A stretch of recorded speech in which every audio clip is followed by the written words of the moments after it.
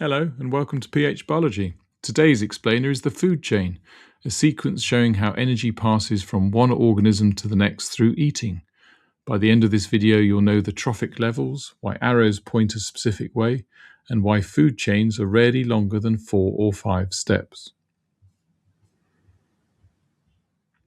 A food chain shows the sequence of who eats whom in an ecosystem, with arrows showing the direction of energy flow. Each level is a trophic level. Producers make their own food via photosynthesis. Primary consumers eat producers. Secondary consumers eat primary. Tertiary consumers eat secondary. 3 things. 1. About 10% of energy is transferred between trophic levels. The rest is lost as heat, in waste, or as parts not eaten. 2. That's why food chains are rarely longer than 4 or 5 levels. 3.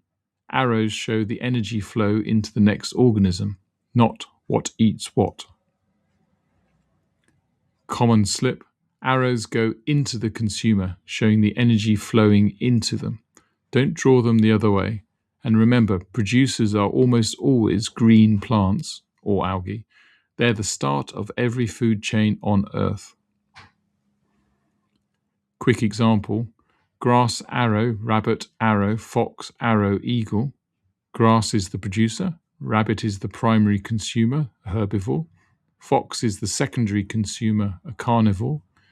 Eagle is the tertiary consumer, an apex predator. Each arrow loses about 90% of the energy as heat, waste, and uneaten material. Right, if any of this is going to stick beyond this video, drop into phmaths.com. You'll find a free 4-week GCSE Higher Revision Planner ready to download, plus the Mastery Workbooks. One for every higher topic, every answer fully worked, every common slip flagged. Simple explanations, serious results. See you next video.